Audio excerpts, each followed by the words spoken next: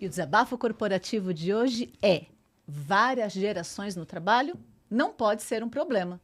Talvez seja a solução. O que vocês acham a respeito? Eu espero que sim, né? Esse é um tema que eu vejo as empresas se degladiando muito com esse tema, e é um tema que não deveria ter tanta discussão em cima disso, pelo menos do meu ponto de vista, né? O que você acha, Mark? Olha, Beto, eu tenho visto assim, uma discussão muito grande a respeito de várias camadas da própria empresa. A gente fala de etarismo, de diálogo multigeracional, mas também antes disso a gente tinha outras histórias. As camadas raciais, a questão de LGBT, né, que agora está ainda mais profundo. A gente tem as questões religiosas. Sim. E, claro, a gente tem essa questão da multigeração. Eu ia falar multigeracionalidade, mas não existe. Da multigeração. E essa questão, para mim, é que pega mais. Depois eu vou explicar melhor o porquê.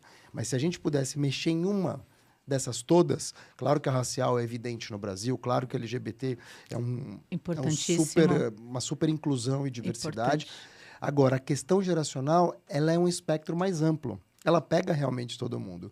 E pela primeira vez a gente tem 6 gerações convivendo juntas. Depois eu falo delas. Dentro da empresa tem 5 ainda. 6. Já tem 6? Já tem 6. Tem um tal de Joe Biden que você esqueceu. Mas ele está aí, trabalhando. Olha só, a gente tem a geração do Joe Biden, certo? Vulgo presidente dos Estados Unidos. Só. Ele nasceu numa geração que a gente fala pouco, chamada silenciosa, que nasceu entre 28 e 45. E você não pode dizer que não, o cara é presidente dos Estados Unidos. Recentemente faleceu Abílio Diniz, nesse ano, fevereiro, se eu não me engano. Ele era dessa geração. Então a gente tem octo e nonagenários trabalhando. São poucos, mas existem. Depois você tem Baby Boomer.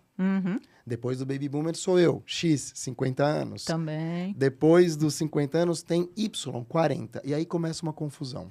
A gente sempre viveu gerações longas, 15 anos, 18 anos, tal. Quando chegou em 90, a gente diminuiu para 10. Fato. Então, de 90 a 2000, a gente teve o Millennial, que muita gente chama de Y. Errado. É um late Y. O Y nasceu com a informática, o Millennial com a internet. E depois do Millennial, a gente tem o Z, de 2000 a 2010. Tem ainda os meus filhos, de 2010 a 2020, que são os alfa, mas não estão trabalhando ainda, porque a Raíssa Leal está quase, né? Então, não estão trabalhando, talvez não esteja dentro do mundo corporativo. Eles estão consumindo. Mas está aí desenvolvendo game, está aí dentro de casa, gerando as rendas. Desenvolvendo. Às vezes, eu peguei alguns casos de crianças ainda, né, adolescentes, que estão gerando mais renda que o próprio pai e a mãe. Sem dentro de dúvida, casa, sem dúvida. né? Então pensa comigo. Silencioso, Baby Boomer, X, Y, Millennial e Z. É um caldo. Sim. Quando é que eu disse, se você, dentro da organização, das organizações que eu atuo, eu tenho 5. E estas 5 gerações, esse tema é um tema que eu só me atentei para ele há 10 anos atrás. Bom, mas você atentou a tempo, porque não se falava disso. Não, então, mas por quê? Porque eu fiquei 1 mês no exterior. E lá eles já tinham vivido, né, de fato, a pirâmide que hoje estamos começando a viver. Claro, Né? E aí eu me deparei com colegas de classe, foi um mês de intercâmbio, eu me deparei com colegas de classe com 55 anos, assumindo desafios novos em outros países, né? Mudando de país. E eu falei, gente, realmente, é isso. Né? Hoje, a gente estava falando até de longevidade nos bastidores, é isso, a gente vai viver muito mais, a gente está numa primeira, segunda carreira, teremos mais 1 ou 2, os mais jovens terão 6, né? Sim. E, de fato, a gente precisa que... essa diversidade geracional traz muita riqueza. Sim. Muita riqueza. E elas já estão convivendo dentro do ambiente de trabalho. Eu vejo que a pandemia, o que você acha, Beto? A pandemia acabou trazendo um pouco essa conversa. E por quê? Porque a gente teve que conviver junto. A gente teve que morar junto, a gente teve que trabalhar junto. E isso eu acho que aproximou não só as gerações, você pode ver isso reflexo até no varejo, quando você tem meninas que usam a roupa da avó, né? Tem até um nome para isso, Eclectic Grandpa, vovô eclético. Então você vê jovens que usam coletinho de lã, boininha, meninas que estão usando cada vez mais roupa de futebol, camisa do pai e tal. Sim. Porque aproximou E as pessoas viram que o guarda-roupa da avó não era tão distante assim. Então, existem reflexos, acho que, da proximidade da pandemia. Queria saber de vocês o que vocês acham. Se essa ruptura, pelo menos no Brasil, em que velho, entre aspas, já era considerado 40 anos de idade para as empresas, se vocês estão sentindo uma mudança. Menos veloz do que deveria.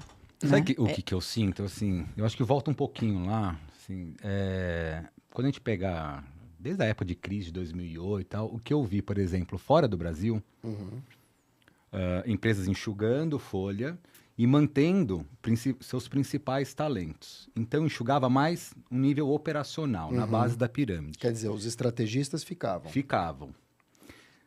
No Brasil, eu vi o efeito assim, manda o líder embora, Perfeito. né? Junioriza E barateia. e essa por motivo junioriza- operacional. Por Então- motivo de eficiência operacional. Aí a gente teve o quê? Essa juniorização da liderança. Então você Perfeito. começou a pegar pessoas júniores que tecnicamente eram boas, mas não tinham essa maturidade emocional para estar no seu cargo ali de liderança, para lidar com as situações realmente que não vai aprender num curso ou num livro, no dia a dia.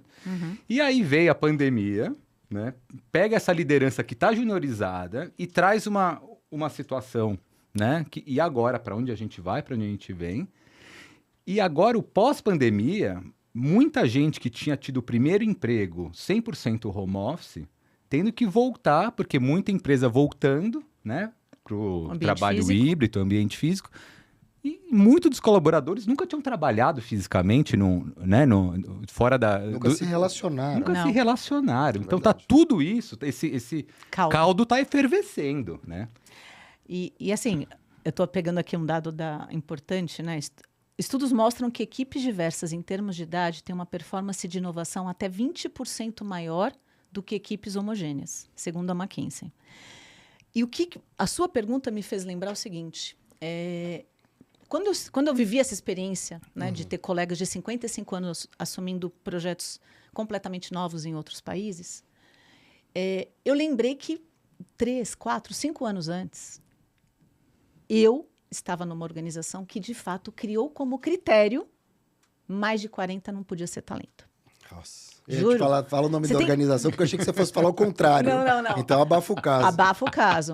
E de fato, para mim, claro, naquele momento já era dolorido aquilo, só que depois que eu tomei mais consciência do impacto, eu fiquei horrorizada. E aí, durante a pandemia, o que aconteceu? Só vamos colocar uma pimentinha na história. Essa organização talvez declarou. Muitas outras, infelizmente, pensam assim e não declaram. Né? Não, essa obviamente realidade que existe essa organização no mercado, já se né? reposicionou, porque Sim, isso é real. sim. Agora, durante a pandemia, o que aconteceu? Nós tínhamos juniorizado por questões de eficiência operacional. Veio a pandemia... Quando a gente fala eficiência operacional, é corte de custo. Corte de custo. Tá. Então você... Na É uma folha, gourmetização Gourmetização. para falar corte de de demissão custo. em massa. Layoff. Layoff. Nem se falava em layoff antes da pandemia, mas assim, de fato, há muitos anos, líderes mais sêniores foram trocados por líderes mais júniores, Sim. com pouca maturidade de gestão, e o impacto ocorreu.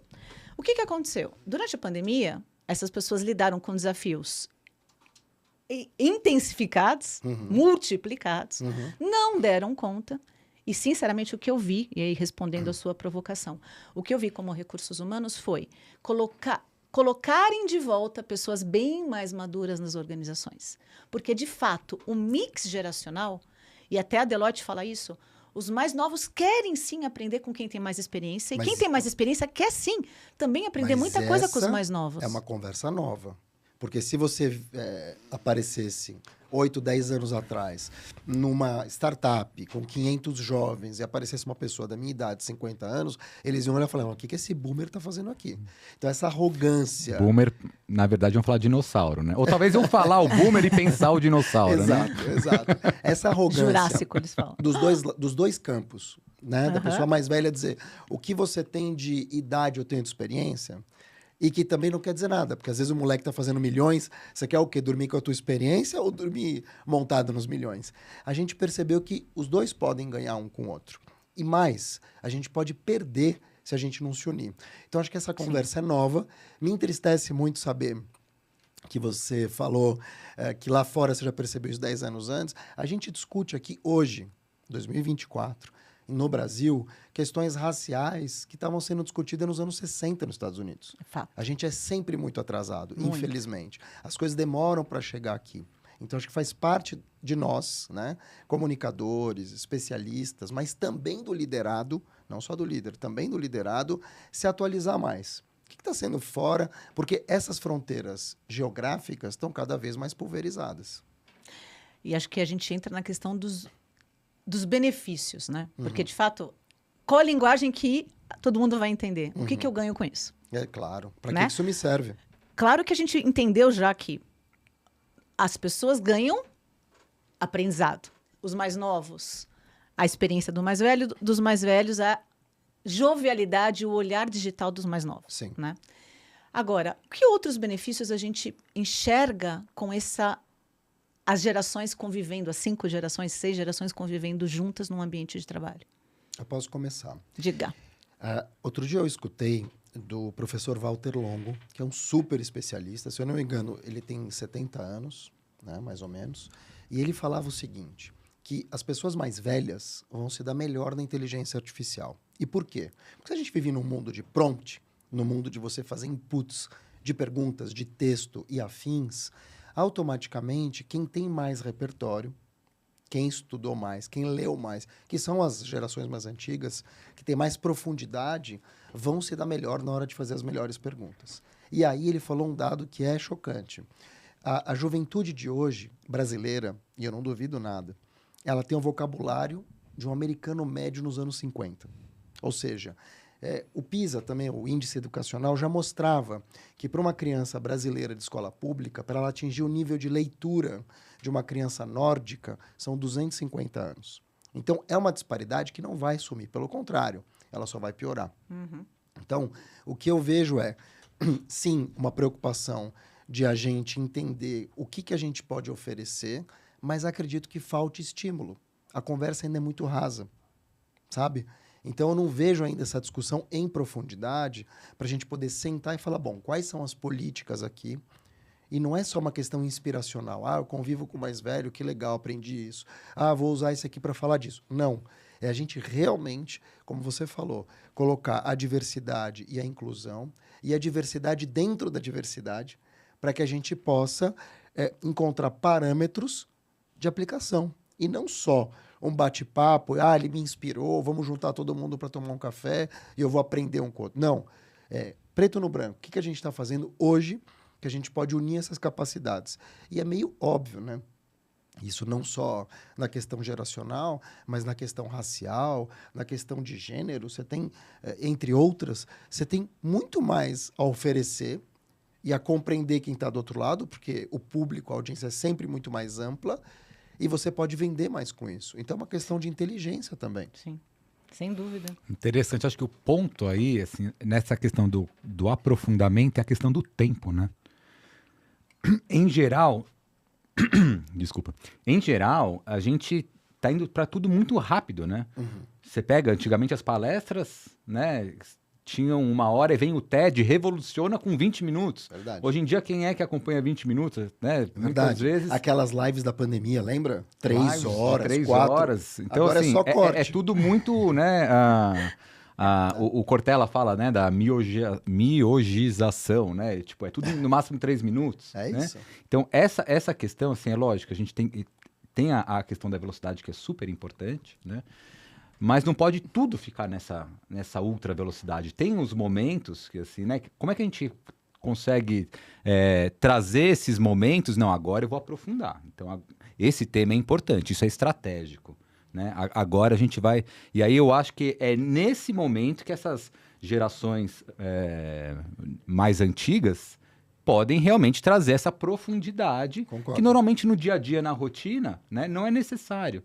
Mas quando você está fazendo um olhar de longo prazo, você vai precisar disso. Né? Eu acho que nem só de longo prazo, viu? Eu te diria que, assim, a questão é ou você tem ou você não tem. Sim. Repertório, conteúdo, profundidade e tal.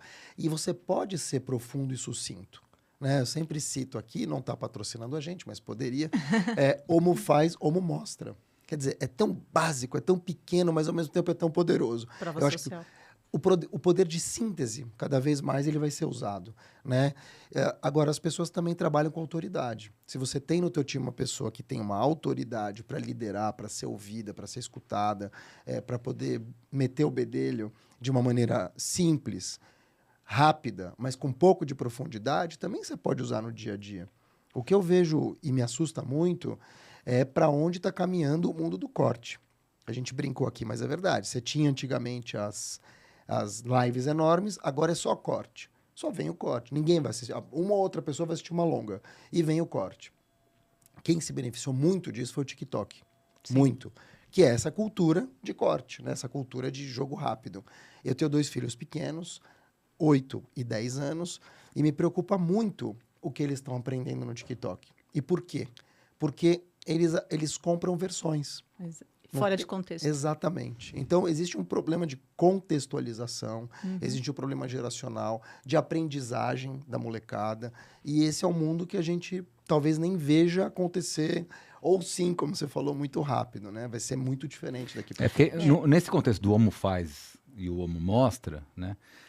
Não está aparecendo a complexidade dos anos de estudo, né? Para se chegar naquele Homo faz. Olha aqui, ó, um telefone sem botão. Quando é que você imaginou isso?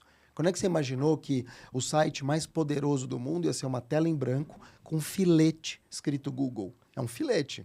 É a coisa mais simples do mundo. Então, de fato, a gente tem uma questão aqui de muitos desafios. A simplicidade do front, mas tem toda uma complexidade no back, né? Que aí eu acho que é essa experiência de conseguir sintetizar essa complexidade e trazer isso simples. Eu acho, Bia, você vai trazer números, é isso? Não, eu ia falar que assim, vocês falando... Comenta primeiro. O que eu ia trazer é o seguinte, temos esse desafio, né? Por que esse desafio acontece? E aí, de uma maneira bem rápida, assim, minha leitura disso, né? A gente, inconscientemente, tende a se aproximar de quem é nós e se afastar de quem são eles. Tudo que não é nós é eles, e eu vejo eles como um inimigo, certo? Então, quando eu vejo pessoas parecidas comigo, é o nós, certo? Então, pessoas da minha geração pensam como eu, se vestem como eu, não sei, é o nós. E aí eu vejo uma coisa diferente, se não é nós, é eles, naturalmente eu crio uma resistência. Né? Qual que é o lance aí? E aí eu acho que é a grande oportunidade dos RHs de trazer momentos de troca. Ótimo, só que esses momentos de troca não pode ser evento. Porque eu vejo os RHs, eles fazem um evento de interação. Tem que ser processo. Isso tem que acontecer de forma recorrente. Sim. Eu acho que esse é o grande erro dos RHs hoje. Vamos fazer um dia de não sei o que lá. E coloca todo mundo junto. Tá, e no dia seguinte volta ao normal. Em um dia você não vai resolver os outros 364 do ano, né? Bem, aí eu vou trazer 2 dados, você me deu o gancho. Primeiro, ele tinha comentado da questão das startups, né? Eu não vou lembrar a fonte, mas, de fato, as startups que têm pessoas 45, 50 a mais, dentro da sua estrutura, têm um resultado completamente distinto das startups que não têm gerações mais antigas. Pena que eu não lembro a fonte. Mas o que você trouxe e eu como RH, né? Tenho aqui que não defender RH, inclusive, porque você tem toda a razão, né? A gente tem que trabalhar programa. E a questão geracional foi a última que entrou na questão de diversidade e inclusão. A gente tratou primeiramente as outras questões, e ainda que tem muito para tratar, não estamos longe de chegar onde deveríamos. Mas a geracional foi um tema muito recente dentro dos programas e dentro das ações pontuais, que não é o caminho, relacionados a essa questão. Mas você me deu um gancho que, assim, eu acredito muito em mentoria. Tenho até artigo na HSM falando isso, defendendo e tudo mais. As empresas que investem em mentorias, programas de mentorias intergeracionais, têm uma redução significativa na rotatividade de colaboradores e um aumento significativo na satisfação no trabalho, segundo a Harvard Business Review. Então, de fato, quando você trabalha um programa, quando você atende o desejo deles, né? A Price também mediu, 75% dos colaboradores querem essa troca. Então, assim, as pessoas querem a troca. Se você investe não em ações somente de conscientização, tem que ter ação de conscientização para começar, mas num programa, por exemplo, de mentoria, a troca ocorre de fato. E isso traz o quê? Inovação. Isso traz criatividade. Isso traz aquilo que você trouxe, que é você entender os consumidores em todas as suas 6 gerações. Porque são os consumidores de 6 gerações que estão lá fora. E aqui dentro temos 4 ou 5, mas como que essas 4 ou 5 vão dar a inovação, a criatividade para a gente entregar produtos e serviços para todo mundo? Então, me contem aí como a gente lida com as gerações do ponto de vista de vocês dentro das organizações para a gente tirar o máximo proveito que esta diversidade tem. Acho que o Beto trouxe aquilo que eu realmente penso, que é... A gente combinou que a gente tinha que divergir aqui, né? para dar um corte, não né? Diz Mas não assim dá. que a gente combinou, senão eles vão achar que é verdade. É que assim, se a gente permitiu. A gente permitiu que se a gente batesse boca aqui, ou se a gente divergisse, ia ficar mais apimentado. Mas eu concordo com ele. Eu acho que tem que ser uma questão transversal, né? E não mais departamental, se a gente pode dizer assim. Isso vale tanto para o recorte geracional, como para o recorte racial, como para o recorte de gênero, entre outros. E por quê? Se você relega, claro que você pode ter um comitê, claro que você pode ter um grupo que vai discutir essas políticas para a empresa, mas é que nem a comunicação. Se você tiver um departamento de comunicação e só funcionar a comunicação no departamento, essa é a minha especialidade, você vai ter problema. Né? Então você tem que, vamos dizer, educar para essa diversidade desde o início e colocar pessoas que façam essa troca. Agora, não é para você colocar ali alguém que vai servir como boneco ou só para estar ali. Você tem que realmente colocar uma pessoa trabalhando. É autonomia. Então, não estou dizendo para você colocar gente de 80, 90 anos, não é essa a ideia. Mas quando você fala mentor, eu acho que está coberta de razão. E por quê? Porque o mentor, diferentemente do coach, ele já viveu aquilo. Ele já passou por isso. Ele é um corta-caminho. E essa conversa que você trouxe aqui, quando ela é bem feita, ela convence. Será que eu vou sair para trabalhar numa empresa ou numa outra startup, porque eu vou pulando, estou ávido, ou será que eu posso passar mais um ano aqui? E esse um ano vai me trazer outro tipo de benefício. Então, acho que quanto mais a gente tiver clareza dos papéis de cada um, do que cada pessoa vai fazer, e mais do que isso, que a gente consiga colocar isso da base ao topo, a gente vai ter outros tipos de resultado. Não adianta ter um ancião na empresa ou uma pessoa mais velha que é a única referência. Sabe assim? Tipo, é o único negro na imprensa. É o único negro na empresa. É a única pessoa LGBT na empresa. Não dá para você ter só, que nem a gente tinha nos anos 70 e 80 no Brasil, um anão. Ou uma pessoa de baixa estatura, que é o Nelson Ned. Você tinha uma pessoa gorda, que era a Wilza Carla. Hoje é Thaís Carla a referência, mas era a Wilza Carla. Você tinha um cara peludo, que era o Tony Ramos. Então, assim, com a questão da internet e de todas essas múltiplas redes sociais, a gente tem muitos atores hoje de recortes. E eu acho que a empresa deve refletir também a sociedade. Fato. Excelente. Beto, para fechar, porque o tempo já foi. Já foi o quê? O tempo. Você acredita? Nossa. Beto, como você fecha? Eu gostei muito desse bate-papo. Eu acho que o que fica para mim é que assim, precisamos ter trocas de experiências. Porque essas trocas que vão fazer eu deixar de ficar com os meus fantasmas e tipo, aquela pessoa deve ser isso, aquela pessoa... Porque daí eu conheço, convivo e falo assim, nossa, é um ser humano como eu, né? Só que muitas vezes tem uma experiência que eu não tenho. Putz, que legal que eu posso aprender com essa experiência. Mas eu também tenho um monte de coisa que essa pessoa não conhece. Sim. E eu posso trazer, né? Isso pode ser um programa mentor e mentorado, que eu acho muito bom, porque o mentor percorreu já esse caminho, então ele conhece algumas pedras aí, alguns atalhos, mas muitas vezes a gente pensar nisso coletivamente, porque daí a gente também ganha, né, em escala, em volume. Como é que a gente pode colocar rodas de conversa para que as pessoas possam trocar essas experiências? Seus Power Circle. Power Circles. E você, Mark, qual é a sua palavra final? Olha, Bia, se a gente pudesse sintetizar tudo em uma palavra, eu sintetizaria como cultura. Não é só a gente fazer programas pontuais, não é só a gente pensar só na diversidade etária, e precisa haver uma cultura de inclusão, de diversidade e de olhar por cima do muro. E isso vale tanto para a startup como para uma empresa centenária. Até porque a gente sabe que as empresas centenárias muitas vezes só têm idade, não tem nada de inovação. Bem, então quer dizer que várias gerações no trabalho não são um problema. Podem ser a solução.